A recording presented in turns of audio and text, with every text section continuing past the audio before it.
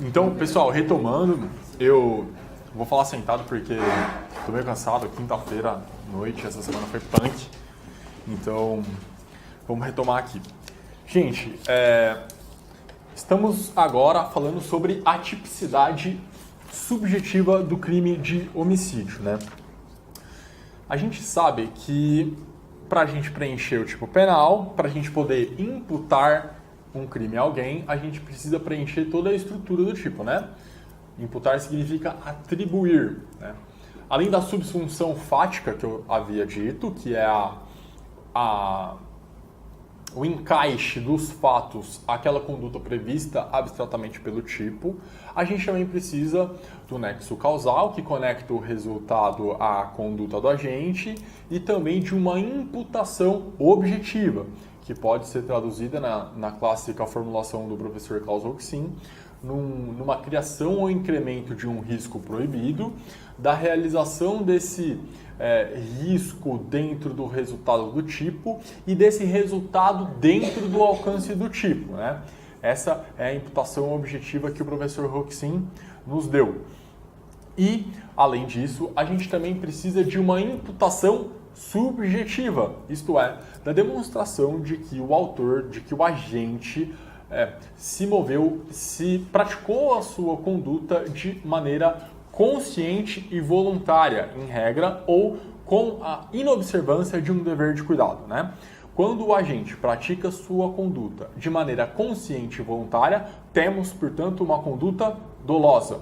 Quando o agente pratica uma conduta de maneira a inobservar um dever geral de cuidado, de modo imprudente, negligente ou por imperícia, a gente tem uma imputação por uma figura típica, subjetiva, culposa ou imprudente, né? Como gosta mais o professor Jalecerino e como uma parte da doutrina prefere adotar a nomenclatura.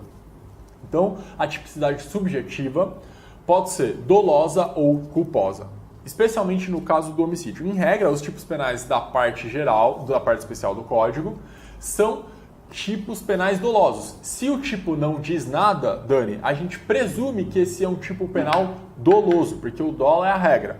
Dolo significa consciência mais vontade, ao menos na doutrina majoritária, né?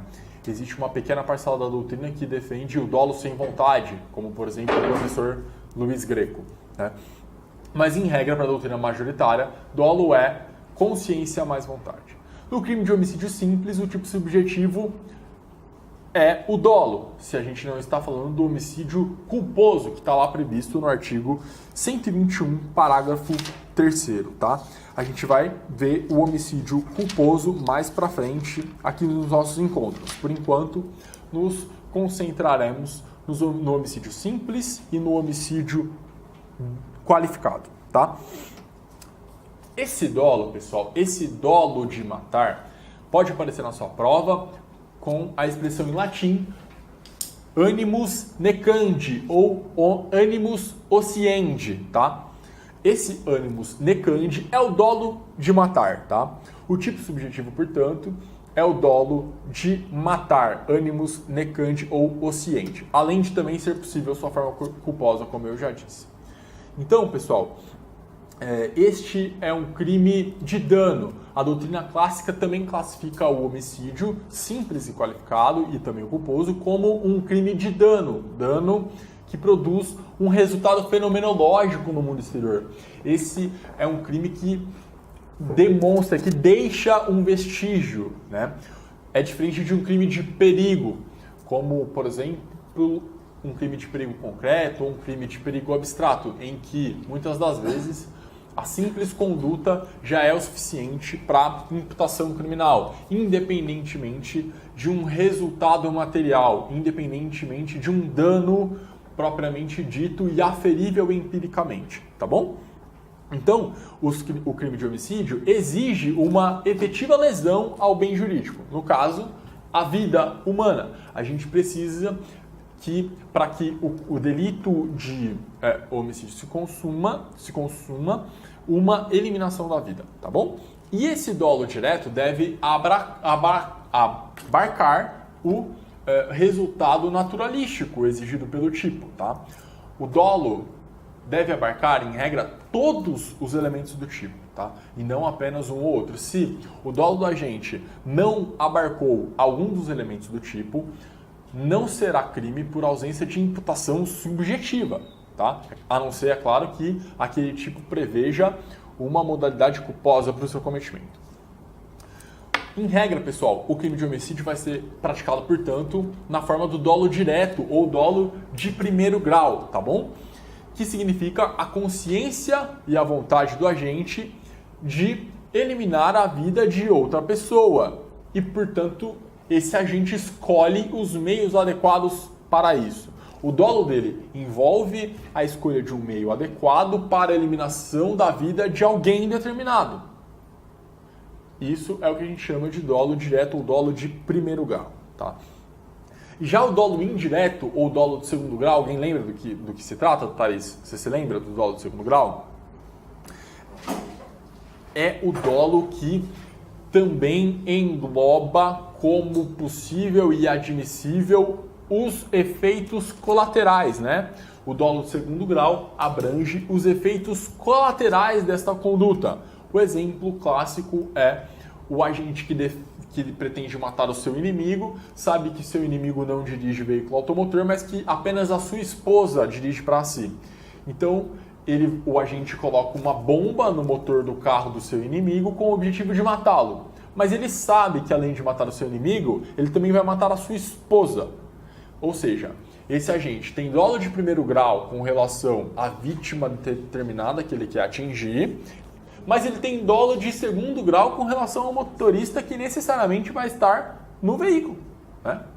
Então, nessa hipótese, a gente tem uma imputação de homicídio com dolo de primeiro grau para a vítima A e dolo de segundo grau para a vítima B. A imputação subjetiva para as duas vítimas, já que o agente tinha conhecimento de que ali também haveria um motorista. E mesmo assim, ele colocou a bomba para que o veículo se destruísse, matando as duas pessoas. Perfeito? Até aí, dolo de primeiro grau, dolo de segundo grau? Ótimo. Muito bem, pessoal, continuando aqui na tipicidade subjetiva. Ora, aqui, pessoal, a gente precisa ter em mente que existem diversos crimes no nosso ordenamento jurídico que prevêem um resultado morte, mas que não são crimes de homicídio. Por exemplo, a gente tem lá, aqui no nosso Código Penal, lá no artigo 254, por exemplo, o tipo penal de inundação. E o artigo 258 prevê uma causa de aumento se há o resultado de lesão corporal de natureza grave ou morte, né? Então, esse é um tipo penal que também prevê um resultado de morte, mas não é homicídio. E o clássico dos exemplos é a lesão corporal seguida de morte, que não é um crime contra a vida, é um crime contra a integridade física do agente. Digo melhor, é um crime contra a vida, mas não é um crime contra a pessoa, né? Contra a pessoa humana, é um crime contra a integridade do indivíduo, tá bom? Do mesmo modo, o crime de tortura com resultado morte. E aqui, gente, vai ser muito difícil, em alguns casos, delimitar quando haverá o crime de tortura com resultado morte e quando haverá o homicídio qualificado pela tortura. Isso é muito difícil de delimitar, mas em regra, a maneira que a gente tem para delimitar isso é o dolo do agente. Se o agente tinha dolo de tortura, a gente vai ter um homicídio pré-doloso pela tortura, né? A gente vai ter dolo na tortura e culpa no homicídio, dolo no antecedente e culpa no consequente, portanto, uma figura de crime pré-doloso, tá bom? Do mesmo modo, no caso do homicídio pré-doloso. Todo mundo já ouviu falar do homicídio pré-doloso, que está lá no artigo 129, parágrafo 3º. Até acho que é um nome em iuris. Deixa eu ver se tem esse nome em iuris. Saibam, gente, que nome em iuris é aquele nominho que vai em cima do artigo, que vai em cima do tipo penal, né? Mas que alguns tipos não o possuem. Então, se você for lá, não tem lesão corporal seguida de morte, artigo 129, parágrafo 3º.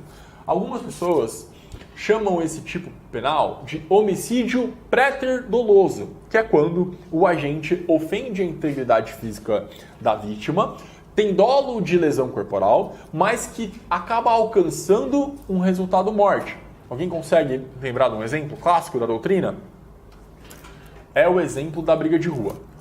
O cidadão está brigando na rua, briga de rua vale tudo, vale soco na cara, vale chute, vale tudo, e numa dessas a vítima recebe um golpe, sei lá, toma um soco na cara e cai e bate a cabeça na guia.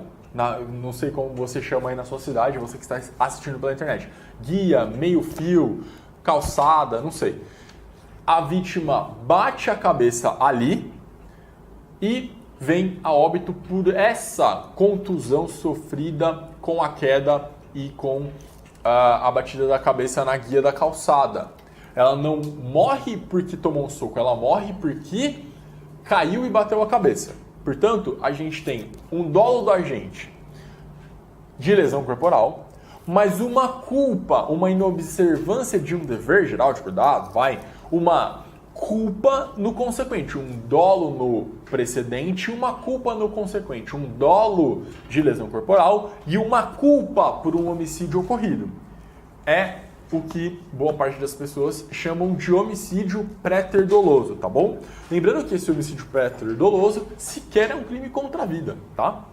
Mas sim um chamado, o nome em iuris correto dele é uma lesão corporal seguida de morte, está lá no artigo 129, parágrafo 3º, tá bom? É claro que existe aquela possibilidade da pessoa praticar uma lesão corporal com resultado morte, assumindo o risco desse resultado morte ocorrer, né? O que o parágrafo 3º está nos dizendo é exatamente isso. Olha, se o resultado morte ocorre e essas circunstâncias evidenciam que o agente não quis o resultado, portanto, não era um resultado consciente e voluntário quisto pelo agente, e tampouco esse agente assumiu o risco de produzi-lo, e assim não pode ter para si imputado o crime na modalidade dolo eventual, aí sim resta apenas a figura da culpa. Perfeito? Ou seja, em regra, a gente vai ter que dizer que esse resultado morte não foi nem doloso, nem por dolo eventual, tá? Não houve nem dolo direto, nem dolo eventual. E aí vai sobrar o dolo, a culpa do homicídio pré-doloso. Perfeito? Até aí? Perguntas, Dani? Perguntas, Marcos? Nada? Tranquilo? Ótimo. Então, dando sequência aqui à nossa tipicidade subjetiva. Gente, existem alguns casos limítrofes dos nossos manuais que, em regra, costumam aparecer em provas e que eu acho que é importante vocês conhecerem. Principalmente porque eles são muito curiosos e representam verdadeiras aberrações, né? Tanto que um deles a gente aplica a aberratio ictus. Muito que bem. Em regra, a gente vai imputar um homicídio a alguém, uma imputação subjetiva, da maneira como aquela pessoa imaginou, da maneira como aquela pessoa quis produzir aquele resultado, tá? Da maneira que o dolo dela pretendeu cometer aquele delito. Então, a gente chega em alguns casos dos gêmeos tipófagos e etc., que pode acontecer um verdadeiro absurdo, como também no caso do parricídio de pai vivo, tá? Que é o exemplo que eu coloquei aqui pra gente. Por exemplo, no caso do aberratio ictus, uma bala perdida. Se eu tenho dolo de matar o Jefferson, mas ele, como ele sempre anda com a sua namorada Uli, eu acabo, ao invés de acertar o Jefferson, eu acerto a Uli. Eu vou responder como se eu tivesse, de fato, acertado o Jefferson. Aqui temos um erro com relação à pessoa, um erro na execução, né? Um aberratio ictus. Nessa modalidade, o agente vai responder como se tivesse acertado a vítima virtual, independentemente das qualidades da vítima real. Dando um exemplo que isso pode evidenciar uma modificação da imputação, inclusive objetiva. Se eu tenho dolo de matar o presidente da República e acabo acertando o seu segurança, porque quando efetuei o disparo, o segurança pulou na frente da vítima e impediu que eu alcançasse a sua eliminação, eu vou responder pela pena da lei do 7.140, de 15 a 30 anos, porque a gente deve considerar a vítima virtual. Tá? Se há um erro contra a pessoa ou uma aberratio ictus, um erro na execução, não interessa. A imputação subjetiva vai se dar da maneira como o dolo do agente quis, tá bom? Ou seja, eu vou poder responder por homicídio do presidente da República, mesmo ele estando vivo. Nesse exemplo que eu dei, tá bom? Prevalece o elemento subjetivo do agente. A ficção jurídica nos impõe a imputação da maneira como o elemento subjetivo do agente figurou o delito, tá bom? Os aspectos objetivos do homicídio, para efeitos da aplicação das circunstâncias, não serão considerados. De acordo com a lei, o agente responde pelo homicídio com todas as características e como se tivesse atingido a quem pretendeu. E aí eu coloquei o exemplo para vocês se lembrarem do parricídio de pai vivo, né? O agente pretende matar o seu pai e fica de campana atrás da porta de sua casa esperando o horário em que o seu genitor costuma chegar. Tá lá atrás da porta esperando para dar um tiro no pai por alguma razão desconhecida. No horário que o pai sempre chega, abre a porta e entra um homem de estatura muito parecida com o pai, com a silhueta muito parecida com o pai, mas que esse filho não conseguiu reconhecer e mesmo assim atirou, achando que matava o pai. Porque, afinal de contas, naquelas circunstâncias, tudo levava a crer na cabeça do agente que era mesmo seu pai. Ele atira e mata essa vítima. E então o agente descobre que, na verdade, não matou o seu pai, mas matou o seu tio. Nessa hipótese, haverá imputação do crime de parricídio. Não existe no nosso ordenamento, mas se existisse, seria um parricídio. É parricídio. Vai responder como se tivesse matado o próprio pai. Vai responder como se a vítima virtual tivesse de fato morrido. Ou seja, é possível que alguém vá a júri por ter matado o próprio pai e o próprio pai seja testemunha nesse plenário. E estamos falando de um homicídio consumado, o que é uma ficção jurídica, uma aberração permitida pelo nosso ordenamento jurídico. Está lá no artigo 20, parágrafo 3º. O erro quanto à pessoa contra a qual o crime é praticado não isenta de pena. Não se consideram, neste caso, as condições ou qualidades da vítima, senão as da pessoa contra quem o agente queria praticar o crime. Perfeito? Do mesmo modo, a aberratio ictus, que está lá no artigo 73 do Código Penal.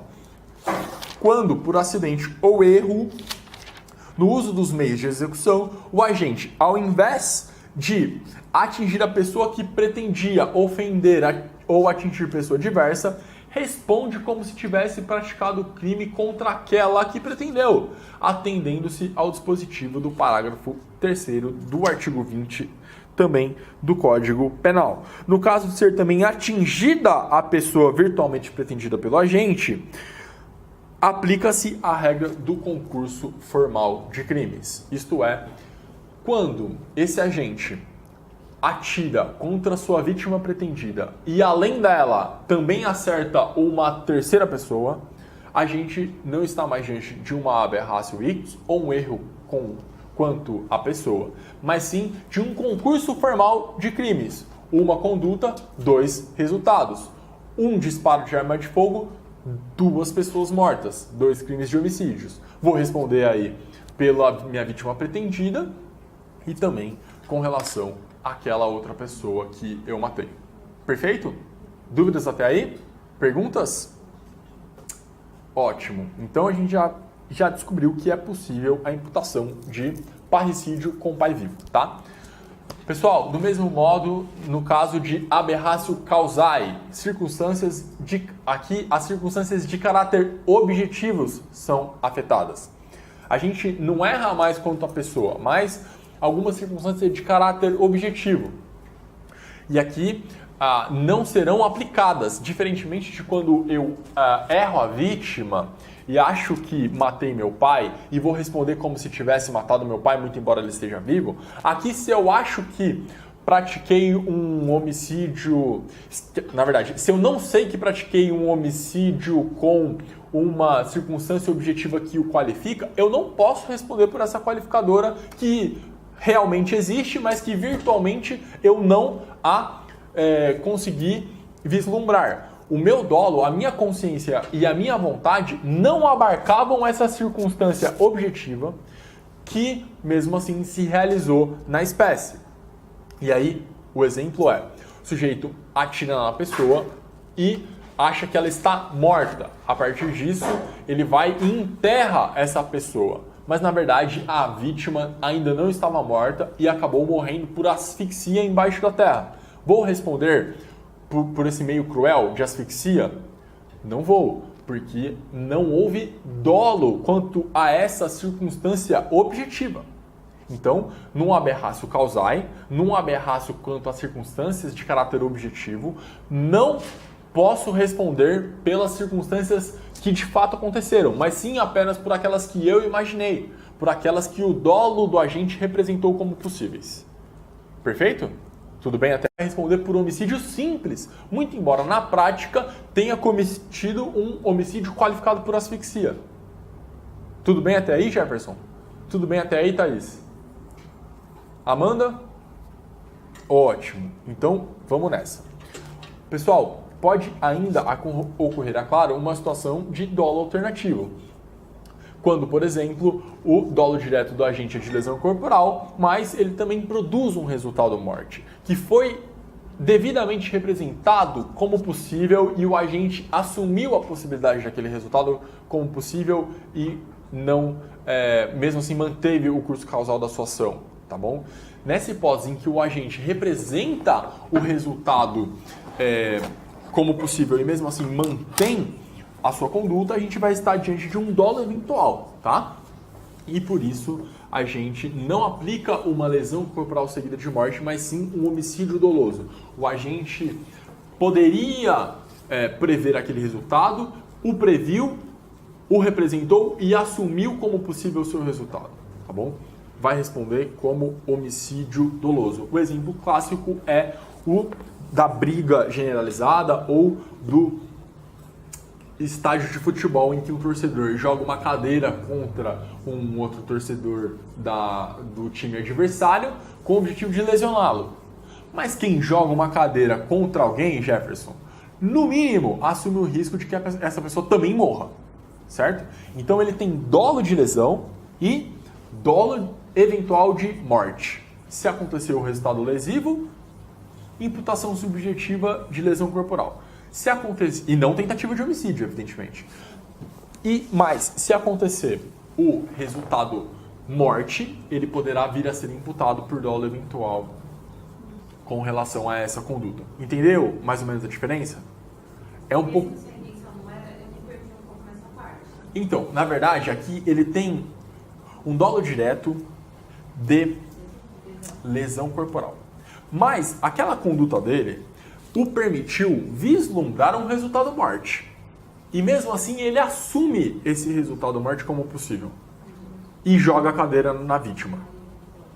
Ou seja, ele tem dolo direto de lesão e dolo eventual de homicídio. Certo, Amanda? Mas a causa mortis tem que ser a cadeira nele. Ou... A causa mortis tem que ser a cadeira nele. Tá. Tá bom? Até porque... Senão o cara podia cair e morrer, caiu. Aí, o que haveria? Um homicídio préter-doloso. Isso. O 129, parágrafo 3º.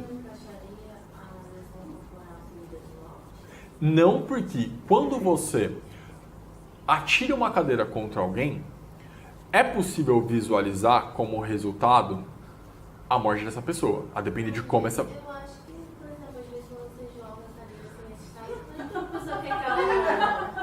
Eu não entendi. Não, gente, esse é um exemplo. Ah, não quer. Quando você joga uma cadeira em alguém, você não quer a morte. Então, é claro que você não quer a morte, porque se você quisesse a morte jogando uma cadeira em alguém, a depender, é claro, de como você joga essa cadeira, de como aconteceu tudo isso, Se você joga uma cadeira em alguém e não mata essa pessoa, e você tinha dolo direto de homicídio a partir do arremesso da cadeira, você vai responder por tentativa de homicídio e não por lesão corporal. Certo? Agora, se você tem dolo direto de lesão corporal, mas visualiza como possível o resultado morte e assume esse risco, você vai responder por lesão corporal, se apenas resultar a lesão, ou por homicídio, se daquela cadeirada resultar a morte. Daquela cadeirada, e não da queda da pessoa que bate a cabeça no alambrado e morre. Porque aquilo não foi representado pelo seu dolo como possível. Portanto, você não tinha dolo eventual disso. Como tese vale tudo, né, Thaís? Porque é júri. Então você vai dizer, é óbvio que quem estava num estádio de futebol e arremessa uma cadeira, não queria matar. Queria o quê? Lesionar aquela vítima. E mais do que isso, Thaís, não queria nem lesionar essa vítima. Pretendeu se defender. Um caso evidente de legítima defesa. Meio super proporcional para a reação, ou uma injusta agressão. Mas nesse exemplo, vocês colocaram, que o Jefferson colocou, da vítima... Que cai e bate a cabeça. Ela cai, mas ela pode cair decorrente da cadeirada. Então, cadeirada. aí é que tá. O que essa imputação subjetiva nos ensina é o seguinte: o agente vai responder de modo ao qual ele representou o delito, na forma como ele pensou naqueles resultados. Mas tem um nexo aqui. Tem um nexo. De causalidade, né? Tem causalidade. Cadeira, por exemplo, Perfeito. o evento... O resultado da morte não acontece.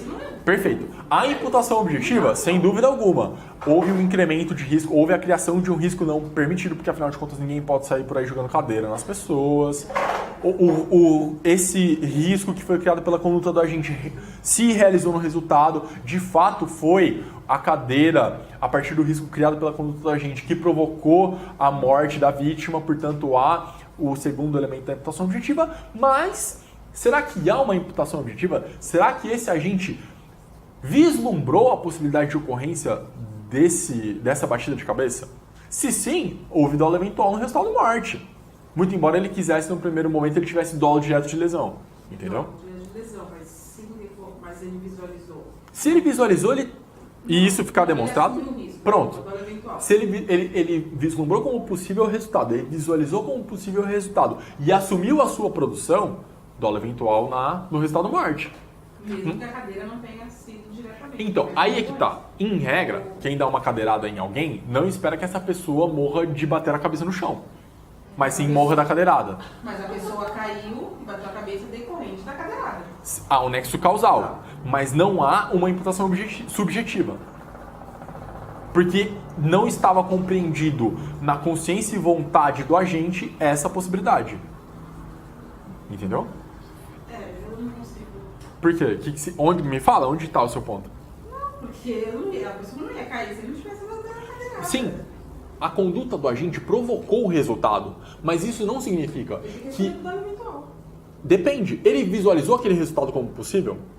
Que é a imputação subjetiva. A imputação subjetiva é diferente da imputação objetiva. A imputação objetiva superamos essa etapa. Vamos passar para a imputação subjetiva. O dolo do agente compreendeu esse resultado da maneira como ele ocorreu? Ou, no mínimo, assumiu que ele ocorresse? Assumiu o risco da sua produção? Num dolo eventual, ele assumiu. Será? Será que... essa é a pergunta. Se você entender que quando alguém joga uma cadeira contra outra pessoa, ela pode morrer batendo a cabeça no chão, então a dolo eventual. Ela pode morrer em decorrência da... Então, são duas coisas diferentes. Vai depender do que vier no laudo necroscópico. Ela morreu, a vítima morreu, porque a cadeira provocou uma lesão na sua cabeça que foi a causa da sua morte, ou ela morreu porque ela caiu e bateu a cabeça no chão a partir da cadeirada? A causa morte pode ser diferente, entende? Sim.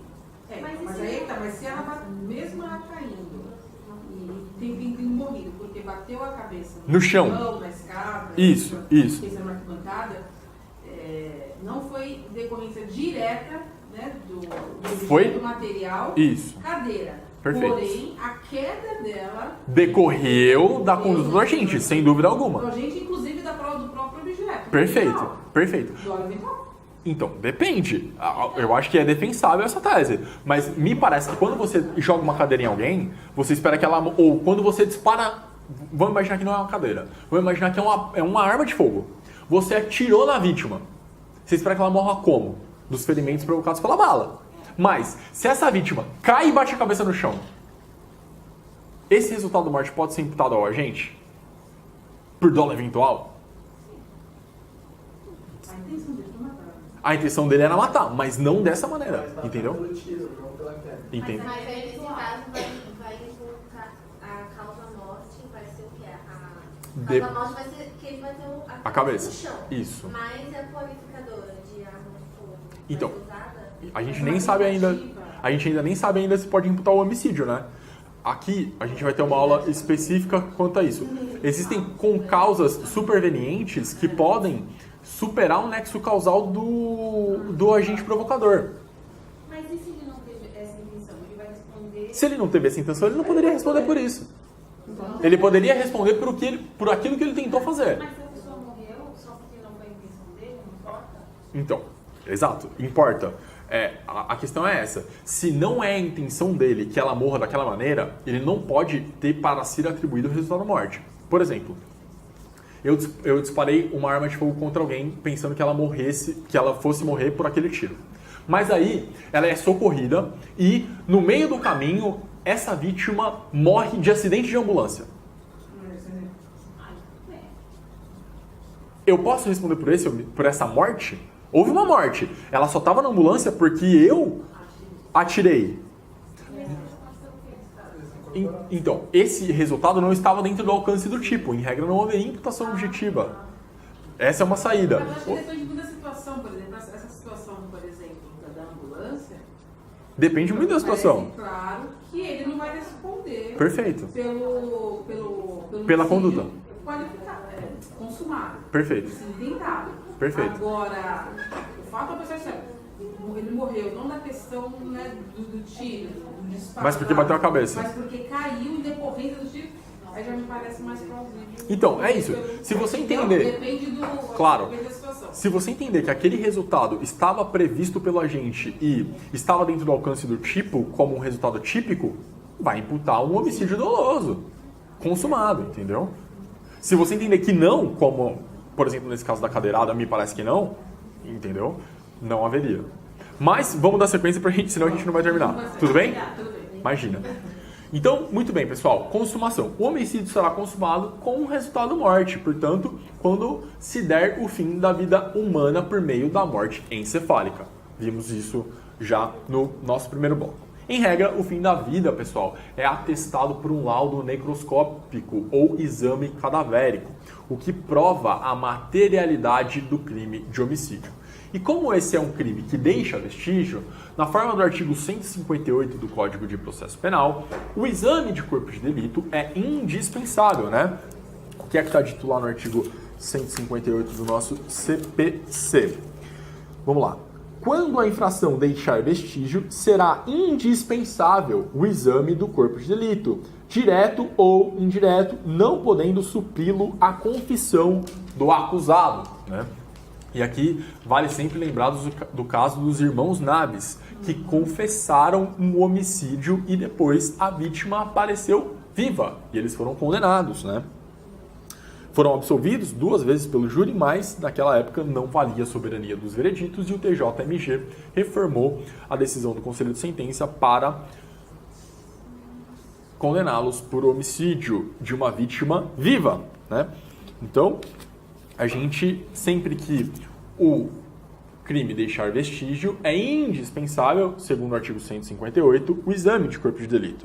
Mas, se vocês forem lá no artigo 167, vocês verão que está escrito: não sendo possível o exame de corpo de delito, por haverem desaparecido os vestígios, a prova testemunhal poderá suprir a falta do exame de corpo de delito. É o exemplo clássico Elisa Samúdio, né?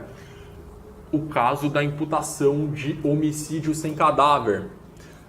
Se o exame de corpo de delito fosse indispensável, seria muito fácil praticar um homicídio. Não muito fácil, mas seria muito fácil não ser processado pelo crime de homicídio, na medida em que sem o exame, sem o cadáver, não haveria corpo de delito, portanto não poderia haver processo, não poderia haver essa imputação, né? É por isso que o artigo 167 permite a sua supressão, permite que nós superemos a sua ausência, né? Exemplo clássico, crime de cadáver ausente, tá bom? Nessa hipótese, a prova testemunhal supletiva somente será possível quando ou até mesmo o corpo de delito indireto for impossível. Ou seja, quando não for possível o exame de corpo de delito direto, devemos fazer o corpo de delito indireto. Quando nem o exame de corpo de delito indireto for possível, aí a gente vai poder suprir a materialidade por meio da prova testemunhal. Show? Se eu não me engano, foi isso que aconteceu no caso da Elisa Samúdio, né? A condenação do goleiro Bruno. Não conheço esse processo, mas eu acho que foi mais ou menos isso. Tá bom? Pergunta sobre consumação do homicídio? Ótimo. Então vamos falar um pouquinho sobre a tentativa. Pessoal, existem algumas espécies de tentativa, tá? E vocês vão descobrir já já por que é importante conhecer essas espécies de tentativa. Afinal de contas, como a gente já viu no nosso primeiro encontro, no nosso primeiro bloco, a tentativa é uma atenuante genérica da parte geral. É uma causa de diminuição de pena da parte especial do Código. Está lá no artigo 14, inciso 2º, parágrafo único, né? A gente tem, pessoal, a tentativa perfeita, a imperfeita, a cruenta e a branca, tá? A tentativa perfeita, Jefferson, é aquela hipótese em que todos os atos de execução foram praticados, mas mesmo assim a vítima não morreu. A vítima tem corpo fechado, Jefferson. Não adianta. Eu descarreguei o meu 38 nela. 6 tiros mais um que estava na agulha, 7. Mesmo assim o cara sobreviveu. Corpo fechado, filho de Ogum, não tem jeito. Então, paciência. Houve aí uma tentativa perfeita. Eu exauri a minha ação. Não houve nenhuma circunstância alheia à minha vontade que me impediu de alcançar o resultado. Nessa hipótese, a gente chegou muito próximo da consumação, mas a vítima sobreviveu, portanto, temos uma tentativa perfeita. Já a tentativa imperfeita é o contrário disso. O agente, no momento em que está disparando contra a vítima, é impedido de, assim, continuar. Portanto, há uma tentativa imperfeita. Por circunstâncias alheias à vontade do agente, durante a sua execução, ele não consegue obter o resultado pretendido. Exemplo, o atirador mira na vítima, mas antes de efetuar o primeiro disparo, um policial ou um terceiro pula na frente do alvo e impede que os disparos sejam efetuados. Ou seja, por circunstâncias alheias à vontade do agente, o crime não foi consumado, tá bom? Além disso, a gente ainda tem a tentativa cruenta. O que significa esta palavra? Lembrem-se da palavra sangrenta. A tentativa cruenta é aquela tentativa que deixa lesões na vítima. No caso do crime de homicídio, é uma tentativa sangrenta. Eu lesionei o objeto material do tipo, que é a pessoa humana. Mas, por circunstâncias alheias à vontade do agente, isto é, porque a vítima foi socorrida, por exemplo, não houve a consumação do delito. Certo? Na tentativa cruenta, há lesões ao objeto material protegido pelo tipo, no caso, a pessoa humana. A vítima é lesionada, mas não vem a óbito, portanto, não há a consumação do delito de homicídio. Há uma tentativa cruenta. Não importa o grau dessa lesão, sobreviveu. Pode ser uma minão, pode ser mais grave. Sim, pode ser um tiro de raspão. Aí uma controvérsia. É claro que tudo isso depois vai vir dosado no cálculo de fixação da pena. Né? Pode. O tentativa imperfeita, então, ele nem começa a execução? Ele é impedido antes de começar a execução? Não, na verdade, na tentativa imperfeita, ele não consegue atingir o seu objeto material. Pode ser que ele tenha... Ou, quando ele atinge, ele não consegue consumar o delito. Pode ser que seja uma tentativa imperfeita cruenta.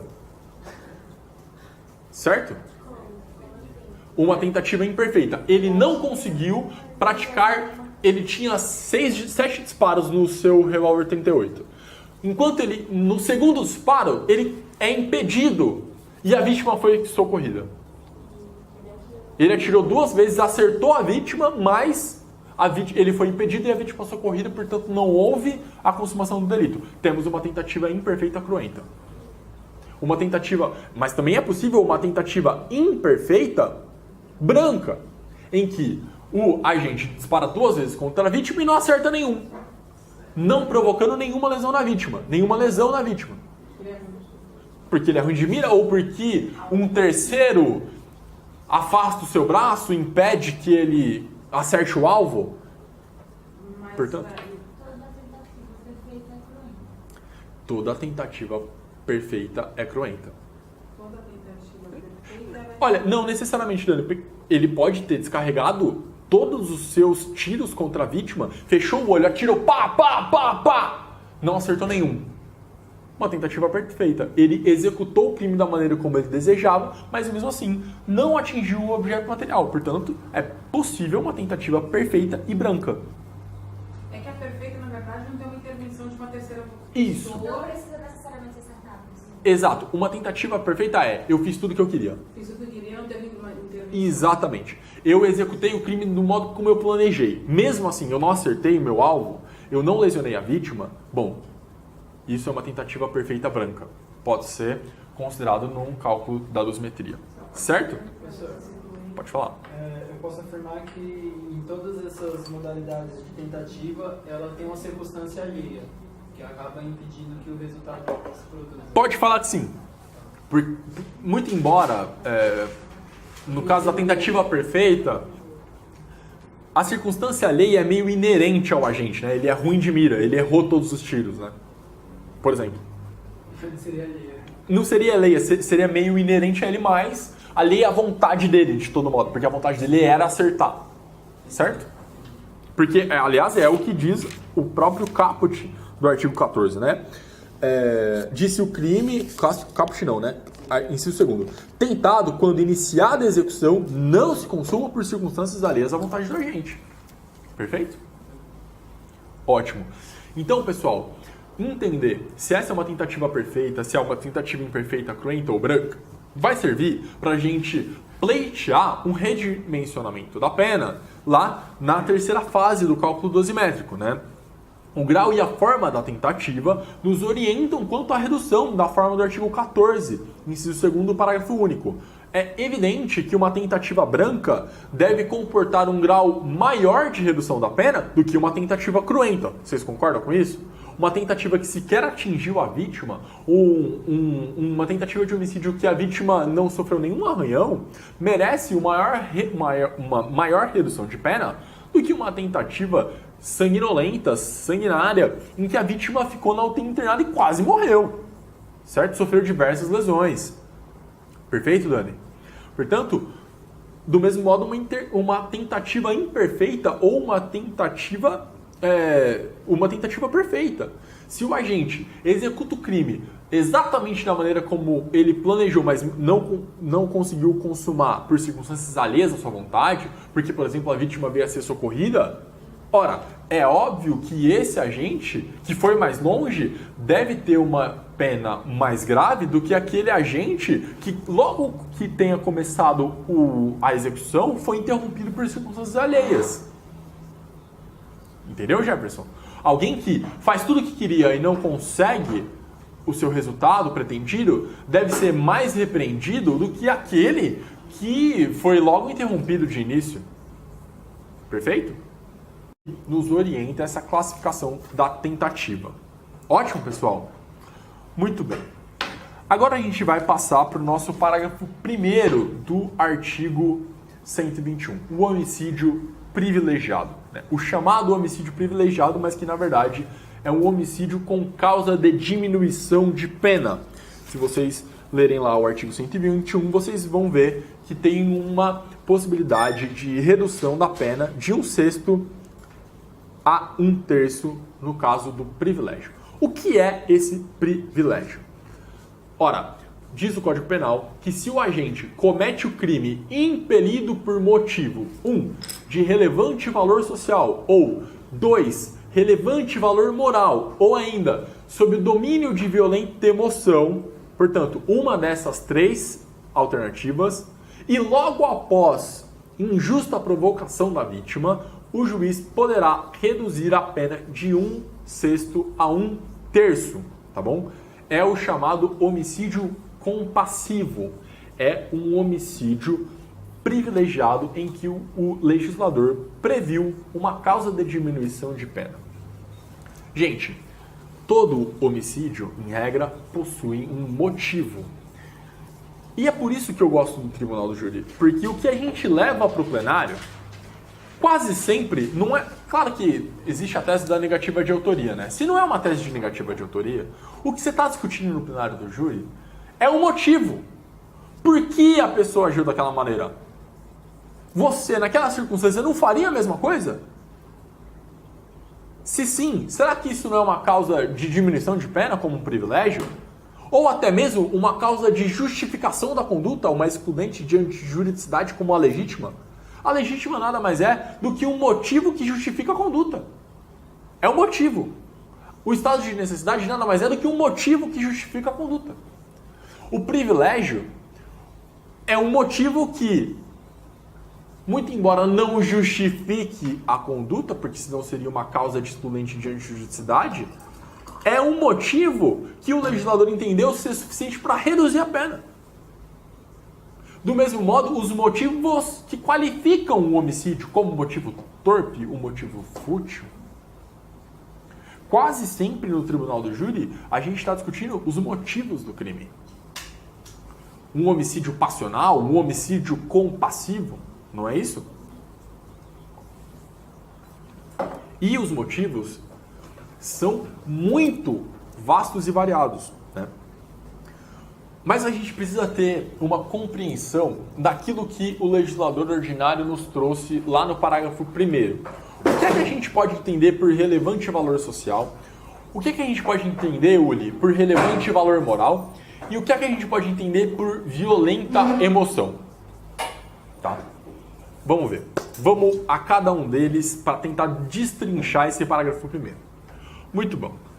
Relevante valor social, pessoal, é um valor curativo, um valor que não pertence apenas ao indivíduo, mas que é compartilhado pelo seu grupo social.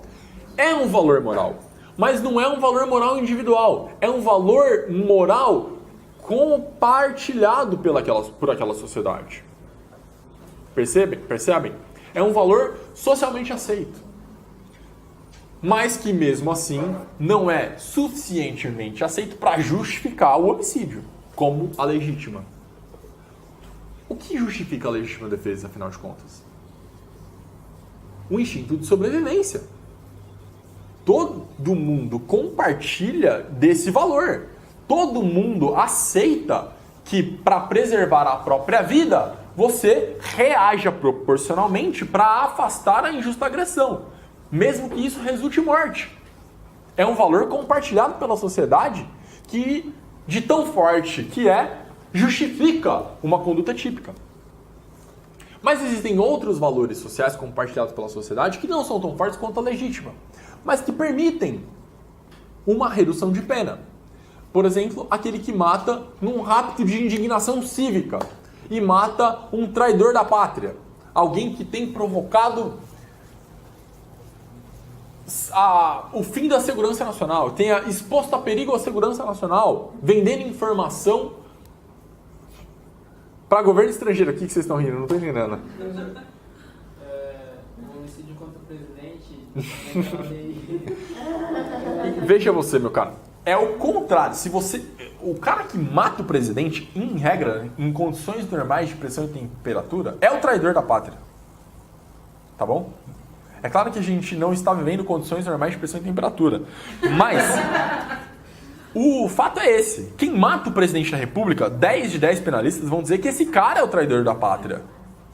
E se você matar ele, haverá, portanto, a incidência do privilégio. Certo? Se você matar o traidor da pátria que pretende matar o presidente, o exemplo é esse, tá? Você incidirá no homicídio privilegiado. Ou, é claro que quando não, numa legítima defesa de terceiro. Tá bom? A pessoa se indigna a tal ponto, ela acabou de encontrar o algoz do presidente da República. Num rápido de indignação, ele vai e mata esse traidor da pátria. O agente não está em legítima defesa de terceiro mais. Ele tem um rápido de indignação em encontrar alguém que matou o soberano. Portanto, ele poderá ter reconhecido para si, por esse relevante valor social compartilhado por todos, uma causa de diminuição de pena. Por exemplo, no caso de uma situação de traição, seria relevante valor moral? Aí é que tá. Você está falando de uma questão muito delicada. Qual é o seu nome? Desculpa. Paloma. O seu exemplo é o exemplo do cornicídio. Certo? O homicídio ciumento. A gente vai falar sobre ele já já.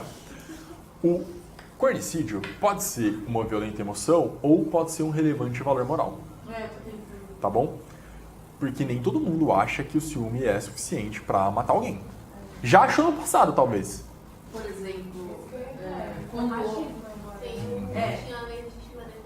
A gente vai falar sobre isso. Aí seria, por exemplo, um relevante valor social. Era isso que eu ia falar. A honra é moral. É um valor individual. É a minha honra. Ninguém compartilha a sua honra. Você não compartilha tudo. Entendi.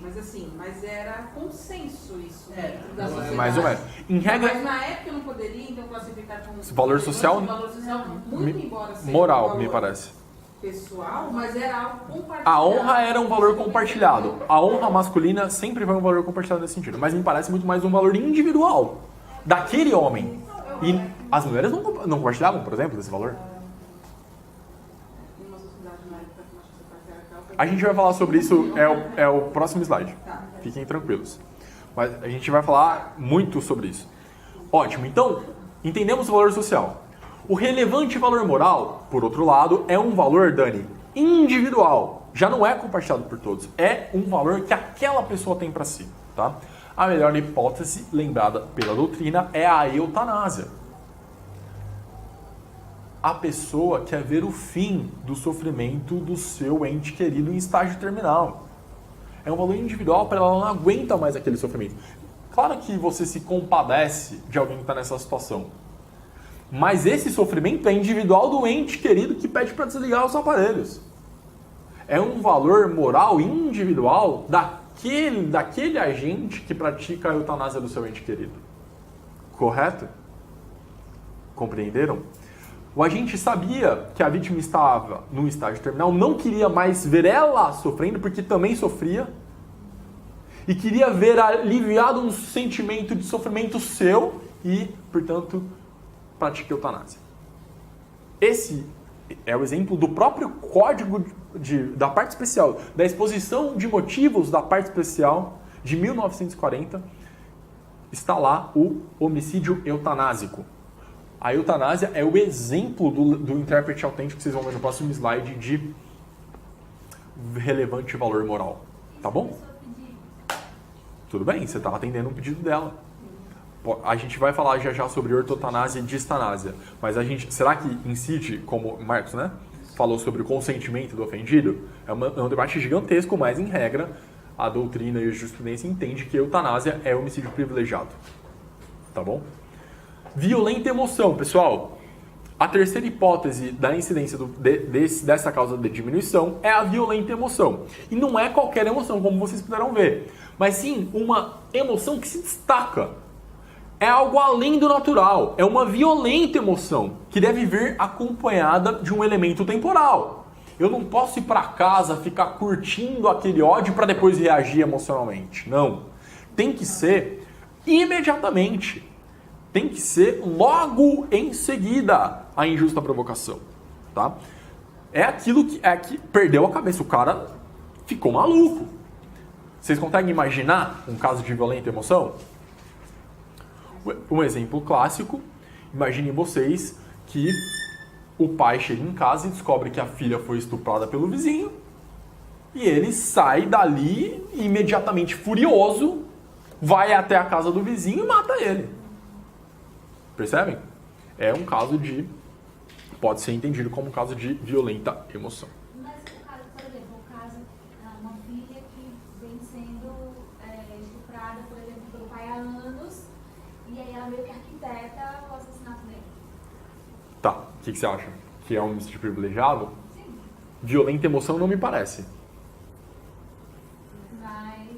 Mas eu acho que pode ser um homicídio privilegiado por um valor moral. Um relevante valor moral daquela pessoa.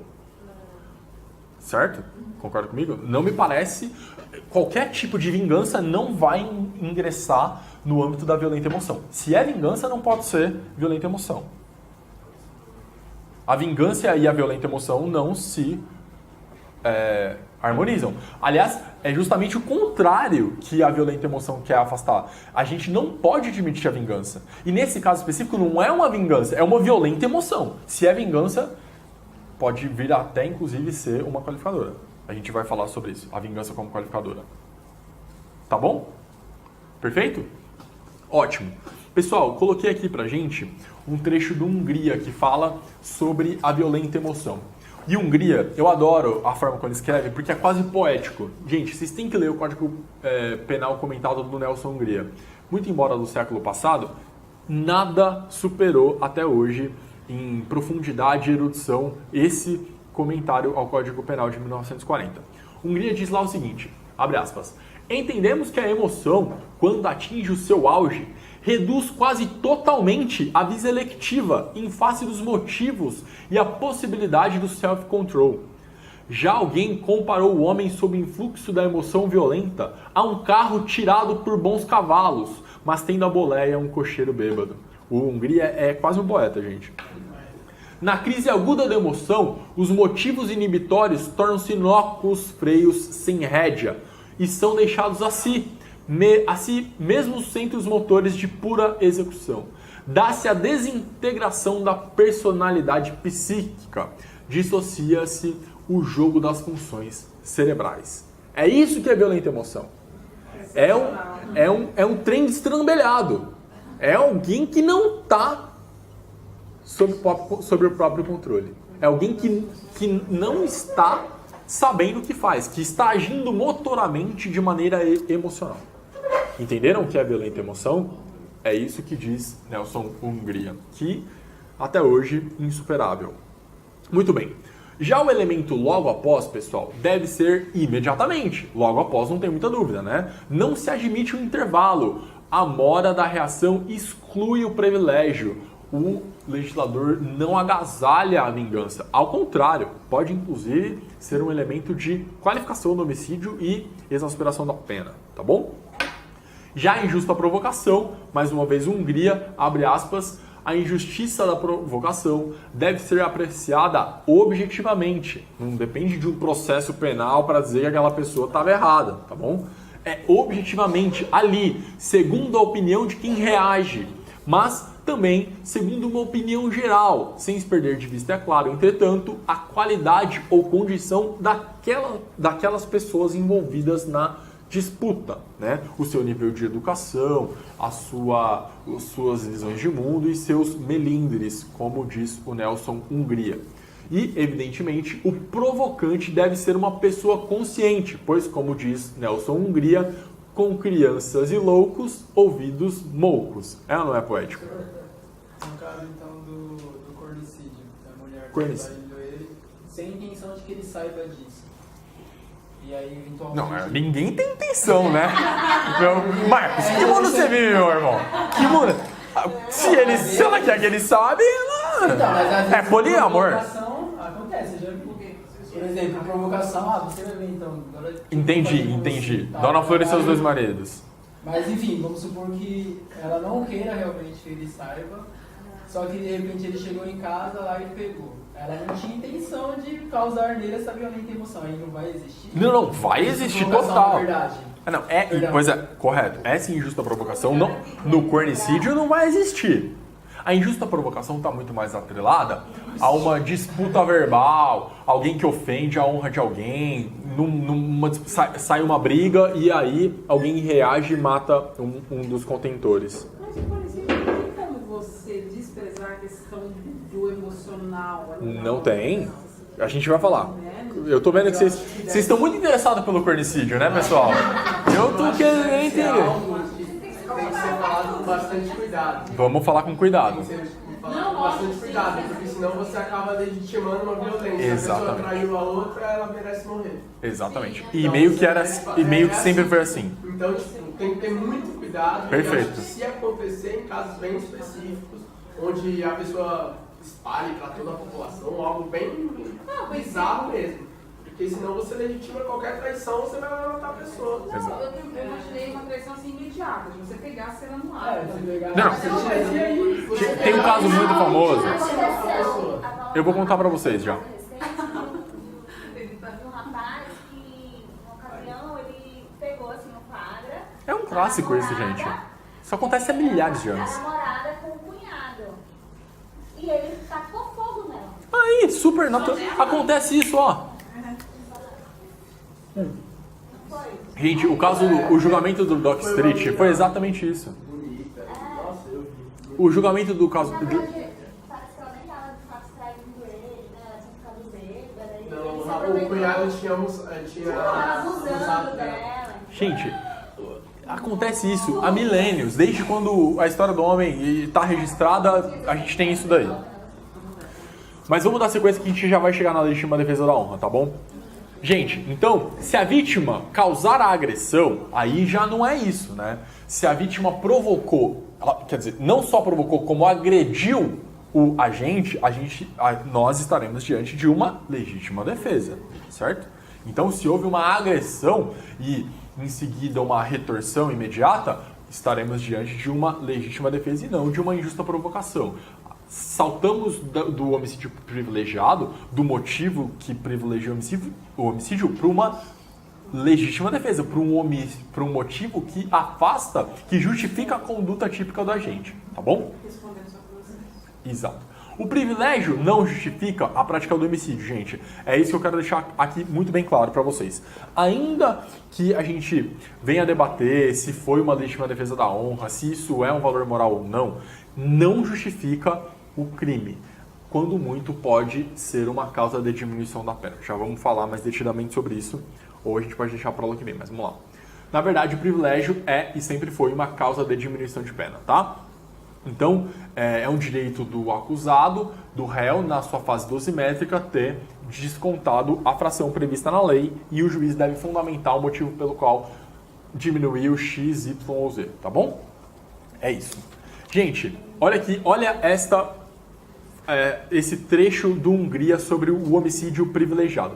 Os cornicídios já estão registrados nos nossos livros, assim, desde quando a história da humanidade é registrada, tá? O próprio Shakespeare lá no Mouro de Veneza trouxe isso. Olha aqui que o Nelson Hungria fala. O punhal do Mouro de Veneza só é brandido por aqueles que asselvajam o amor na febre alta dos sentidos e a menor suspeita de infidelidade da criatura a que vivem enrabichados, o termo é brutal, mas é exato, desvairam estuantes da animalidade assanhada. O protagonista do crime passional é, em 90 casos sobre 100, o ciumento sensual. É o ciumento que, como diz Rabinovich, invocando Spinoza, estruge de despeito e de cólera porque vê, pela imaginação, o corpo da amante enlaçado pelos braços de outro que não ele. A imagem daquilo que ama, unido à imagem do sexo desse outro, descarga espasmódica do tértios, a sua virilidade, as suas ejaculações. Fixada com rude franqueza, é essa a verdadeira psicologia dos sicários passionais. Para esses gorilas derrabados, só haveria um meio de se amainarem do seu sensualismo inquieto e exasperado, recolherem-se enrodilhados ao desvio vaginal da fêmea preferida e aí montarem guarda a fidelidade que julgam periclitante. Com isso, não é possível atribuírem-se o direito de matar. E, finda a magarejada, repetem o herói de Shakespeare. Dizei, se o quiserdes, que sou um assassino, mas por honra, porque fiz tudo pela honra e nada por ódio. Tem umas palavras que eu digitei muito rápido que estão erradas, mas eu recomendo que vocês leiam lá no Nelson Hungria. Gente, isso é a história da humanidade. A gente sempre viu isso acontecer. A legítima defesa da honra é uma tese que foi muito utilizada por grandes tribunos do júri no Brasil e no mundo, né? Consigo me lembrar de 2 casos muito emblemáticos. O caso Dock Street, por exemplo, que foi o último júri realizado talvez por um dos maiores tribunos do júri do Brasil, Evandro Lins e Silva, que depois veio a ser ministro do STF, tio do nosso querido decano da advocacia criminal carioca, Técio Lins e Silva. O Evandro fez o seu último júri defendendo Dock Street, que tinha assassinado a Ângela Diniz, também conhecido como a Pantera de Búzios, acho que era esse o apelido dela. E ele basicamente pegou ela no ato com outra pessoa e deu um tiro de 12 nela, acho que foi alguma coisa assim, descarregou uma arma nela, era um negócio escabroso e, em sua defesa, o Doca disse que não lembrava de nada, que ficou cego na hora, que jamais mataria o amor da vida dele. O Evandro Lins e Silva conseguiu absolver o Dock Street no plenário do júri, justamente sensibilizando os jurados de modo a perguntá-los o que você faria no lugar desse homem. A conduta dele é justificável? A conduta dele pode ser justificada? E aí, o Evandro construiu a tese da legítima defesa da honra pela última vez. Eu recomendo que vocês leiam esse livro porque é muito bom. O caso Dock Street e também o Defesas Criminais do Enrico Ferri, que foi um grande professor de direito penal e criminologia e também advogado criminalista italiano, em que ele narra ele transcreve algumas de suas perolações no júri. Defesas que fiz no júri, ou defesas criminais, não me lembro, do Enrico Ferri. E também o caso Dock Street, de Evandro Lins e Silva, talvez o maior de todos os nossos tribunos do júri, tá bom? Super recomendo. Tem uma outra questão envolvendo a legítima defesa da honra, pessoal, que pode aparecer na prova de vocês, tá? Nem coloquei aí, já vou falar sobre isso e a gente encerra por hoje. É o erro de proibição indireto, tá? A gente sabe que o erro de proibição, que a gente estudou lá na parte geral do Código Penal, exclui a culpabilidade por ausência de potencial consciência da ilicitude, não é isso? A culpabilidade, o terceiro escalão do conceito analítico de crime, né? O crime é a conduta típica, antijurídica e culpável, e a culpabilidade tem como elementos a imputabilidade, a inexigibilidade de conduta diversa e a potencial consciência da ilicitude. Sempre que o agente desconhecer ou não tiver como conhecer a legislação, ele incidirá em erro de proibição, né? Algumas teses com relação à legítima defesa da honra, ao cornicídio, caminhavam por ali. Falavam que esse agente, na verdade, não agiu em legítima defesa porque não existe essa legítima defesa. Ele agiu em erro de proibição indireto. O que é o erro de proibição indireto? O erro de proibição direto é quando o agente acredita que está amparado por que a sua conduta é lícita, que ela é legal. Não há tipo penal que proíba a sua conduta. Portanto, ele acha que a sua conduta é lícita. É um erro de proibição direta.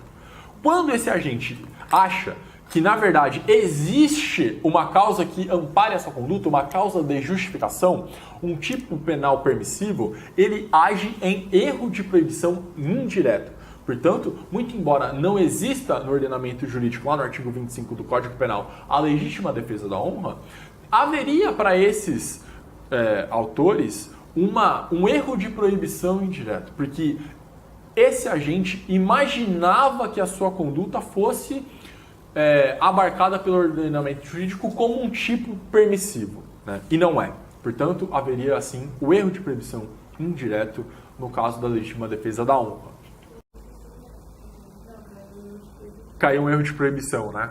na parte penal.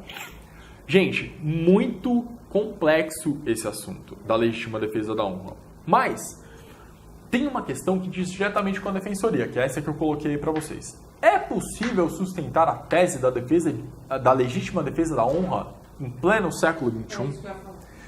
Defensora pública e defensor público pode sustentar essa tese?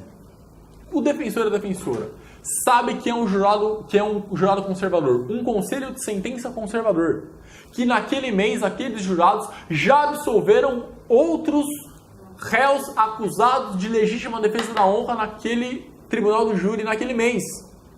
Você, defensora, você, defensor, usaria essa tese em defesa do seu assistido, sabendo que tem um potencial de absolvição fortíssimo, porque aqueles jurados acreditam na tese da legítima defesa da honra? É harmônico com os princípios institucionais da defensoria pública que a instituição argumente em prelações no tribunal do júri a legítima defesa da honra? Algumas pessoas já debateram esse tema e alguns defensores públicos sustentaram um confronto entre os objetivos da defensoria pública de um lado, a primazia da dignidade da pessoa humana e a própria prevalência da efetividade dos direitos humanos, porque afinal de contas o feminicídio é uma questão empiricamente demonstrável, fruto da violência doméstica decorrente de uma sociedade estruturalmente patriarcal. Como harmonizar essa necessidade de proteção da dignidade humana e de prevalência da efetividade dos direitos humanos com uma tese defensiva da legítima defesa da honra que, ao menos indiretamente, reforça toda essa estrutura? Alguns dirão incompatível, mas de outro lado, a gente também tem a garantia individual do indivíduo de ter uma defesa efetiva e ampla, e no júri mais do que ampla, também plena. Como harmonizar a ampla defesa ou a plenitude de defesa no júri com o impedimento da utilização de uma tese por um defensor ou uma defensora? E mais, o réu que tem para si um advogado privado vai poder usar a tese da legítima defesa da honra e ser absolvido, enquanto que um réu assistido pela defensoria pública não? É possível isso, Jefferson? Eu pararia na primeira pergunta. Que não é possível, que não se harmoniza com os princípios institucionais. Não, a primeira pergunta. Que no século XXI não dá. No século XXI, me parece que essa questão é basicamente superada em pleno século XXI. Mas não é, né? Ainda mais agora. Não é. Tem gente sendo absolvida nos júris do Brasil inteiro com a tese da legítima defesa da honra até hoje. Os cornicídios acontecem aos borbotões. Acontece há milhares de Por anos. exemplo, no júri da Barra Funda, essa tese se sustenta? Ainda? Vai depender também da habilidade do réu, do advogado. Por exemplo, no júri da Barra Funda, não. Agora, se eu tiver no Marquês de Num júri do interior do Pará? No interior, por exemplo. Talvez. Sim, talvez. Por exemplo, na Barra Funda, essa tese eu acho que não se sustenta. Eu não tenho tanta certeza se na Barra Funda também não cola. Eu ouço dizer que, a depender da habilidade do advogado que sustentar, do conselho de sentença que tiver formado, eu não duvido. Eu acho que o que influi muito também é quem matou. Se for Também uma mulher, depende. Também depende. É claro, eu não conheço nenhum caso de legítima defesa da honra de mulher. Essa habilidade talvez aí do advogado defensor, eu acho que é não sustentar Não, seria no caso a legítima defesa da honra, mas você dá um elogiar. Paloma, a gente vai chegar. Você está indo pelo caminho certíssimo. Eu acho que é essa a questão. Caso do Ioki. Que ela fatiou o cara, inclusive. Ótimo. Então, quase nunca a tese da legítima defesa da honra é utilizada em defesa da mulher. Até porque, quando se pensa na legítima defesa da honra, se pensa na legítima defesa da honra do homem, da masculinidade, do patriarcado, de uma honra que, olha, se essa mulher foi traída, é porque boa coisa ela não era. Ela não era uma mulher honesta. Ela não cumpria a sua obrigação, o seu contrato sexual, como diz a Carole Pachman no seu livro. Exatamente. Então, há toda uma questão superestrutural e estrutural do próprio patriarcado que, historicamente, legitimaram essa tese da legítima defesa da honra dos cornicídios, né? Isso é muito sintomático. Então, alguns defensores passaram a sustentar que, olha, primeiro, a liberdade de defesa é indispensável, é uma garantia do indivíduo. E no processo penal, o réu é o oprimido. E se é para tirá-lo das grades desse que foi declarado como inconstitucional, esse sistema prisional declarado como em estado de coisas inconstitucional, vale a tese do legítima defesa da honra, principalmente se eu sei que vai dar certo. Ou se eu sei que as chances são grandes, né? Logo, não poderia haver uma vedação à utilização dessa tese, Jefferson. Quando muito, a instituição de defensoria pública poderia apenas recomendar a sua não utilização, mas jamais proibi-la, deixando, inclusive, pela própria autonomia do defensor para poder o defensor escolher se vai ou não utilizar aquela tese. O professor Caio Paiva defendeu num artigo escrito na Conjura uma posição muito interessante, né? Ele disse que o defensor poderá se valer da sua prerrogativa de deixar de patrocinar a ação se ele entender que aquela tese viola os princípios institucionais da instituição, por considerá-la manifestamente incabível. Mas isso não impede que outro defensor assuma a defesa e a sustente normalmente, tá bom? E eu gostei muito de uma tese, inclusive institucional, sustentada pela defensora Renata Paiva, que caminhou no sentido do que disse a Paloma aqui pra gente agora mesmo. A Renata Paiva foi lá e disse o seguinte: olha, gente, tudo bem, é fato que a legítima defesa da honra existe e que isso deu certo no tribunal do júri por milênios. Mas a gente pode usar essa tese sem reforçar a superestrutura patriarcal que acaba indiretamente violando os direitos humanos das mulheres. O que a Renata Paiva sustenta é o seguinte: ao invés de dizer que o homem pode matar a mulher e o amante em legítima defesa da honra, ou em erro de proibição indireto, ou que seja sustentado em seu favor uma causa de diminuição do privilégio, ao invés de dizer que tudo isso é legítimo, a gente tem que dizer aos jurados que tudo isso é fruto de uma sociedade patriarcal e machista que construiu essa pessoa desse modo. Que este homem também é fruto dessa sociedade e indiretamente vítima do próprio patriarcado. Ele cometeu essa conduta impelido por tudo isso que está aí. Então, o que a Renata Paiva vai dizer é o seguinte: olha, a gente pode até falar que ele fez isso porque existe essa ideia da legítima defesa da honra, mas a gente tem que dizer que, na verdade, essa legítima defesa da honra foi construída dentro de uma estrutura machista e patriarcal, como a nossa. Portanto, pode até ser compreensível esse homicídio, mas isso não o credencia a sustentar que isso é assim porque é, né? A Renata diz o seguinte: o argumento da legítima defesa da honra, nos casos de feminicídio, no tribunal do júri, devem ser substituídos pelo argumento da cultura